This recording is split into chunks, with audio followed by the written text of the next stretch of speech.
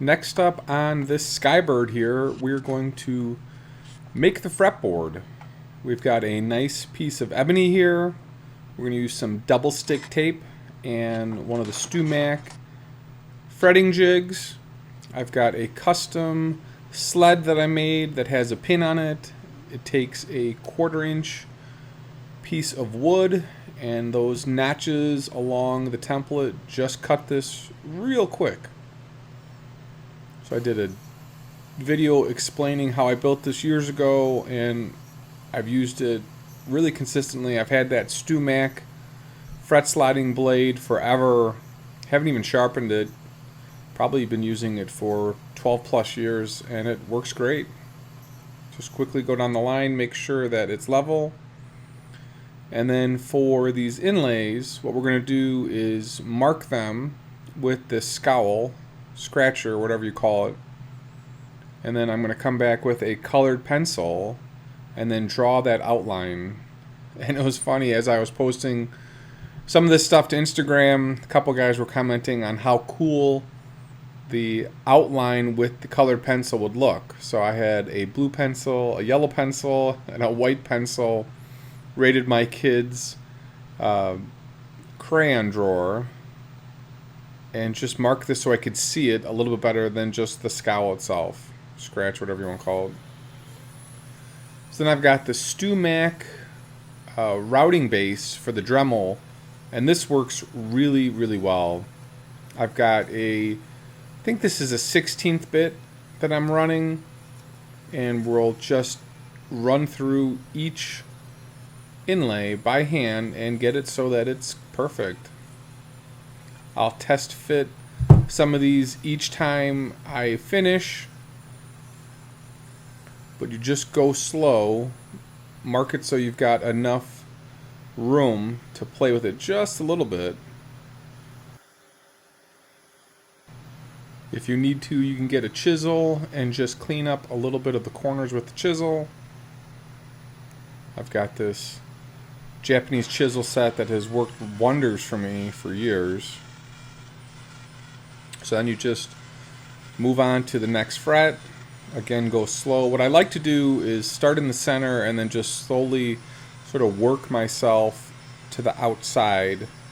That way I'm taking very little material as I work the outside. So don't start on the edge. Start in the middle, and then you can just take a little bit of material as you get towards the outside edge. It's one of my helpful tips. Cleaning up the edge as I'm test fitting it. Sometimes it's easier just to sand a little bit of the backside off on the edge so that it sits. That's what I'm doing here, is just cleaning it up. Also gets rid of some of the fuzz on the fretboard. Sometimes that happens. And we're going to mix some epoxy. The longer the epoxy sets, the harder it dries, is usually the rule of thumb. Before we do that, we're going to tape the fretboard down so we don't get glue everywhere, which is a common mess. Mohawk sells this putty, or I don't know, dust, whatever you want to call it, that matches the ebony. You can use this, or you can save the wood chips and you can mix it into your epoxy to get it to blend. Here I had some oak from one of the whiskey barrels on my desk and just didn't want to contaminate with the ebony since it's black and the oak was sort of orange-ish. So we'll drop a little bit of glue on the bottom, spread it out. You can see I've got my handy torch to pop any of the bubbles. And what you do is you just sort of fit it down, drop a little bit of glue. Then I've got a screwdriver, a tip, to just push it down, make sure that it's actually sitting flat.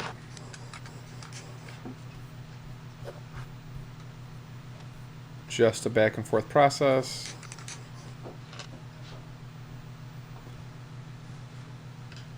Make sure you use that torch You don't want to burn the inlay, obviously, but you want to get those bubbles out. Those bubbles will cause some problems.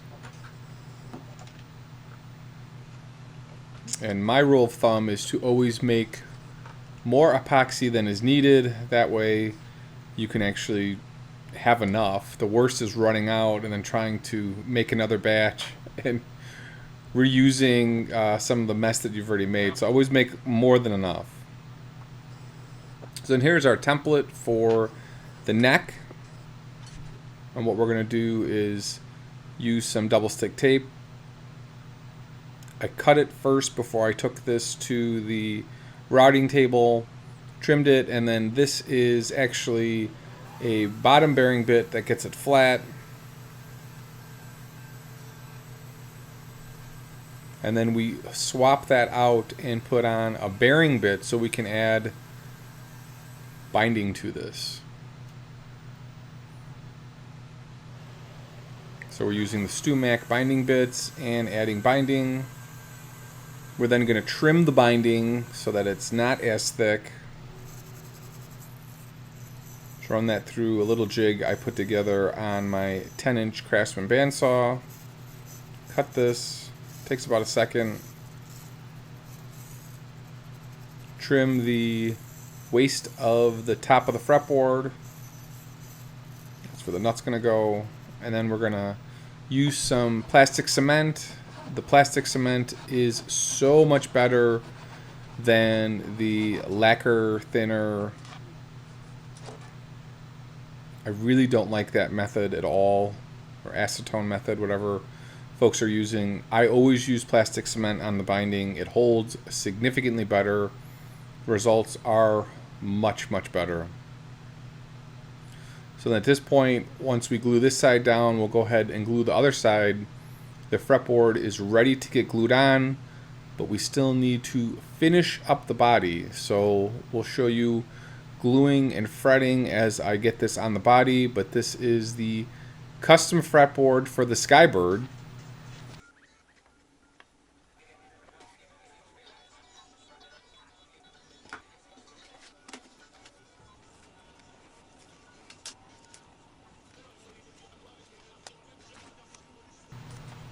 We are going to have some fun with this, do some blue cloud-ish inlays on the side dots. I'll show you guys that in a little bit.